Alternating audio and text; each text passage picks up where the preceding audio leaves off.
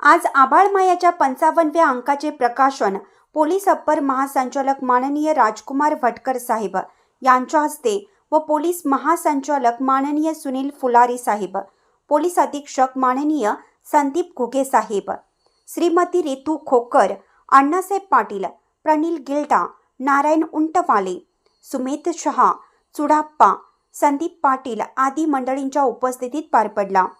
निसर्ग व पर्यावरणाची जर योग्य काळजी अगदी लहान सहान गोष्टीत घेतली गेली नाही तर मानवास पश्चातापाची वेळ येईल, असं मत माननीय भटकर साहेबांसह इतरांनी मांडलं। प्रमोद चौगुले यांनी आभाळमायाची माहिती देऊन आभार मानले।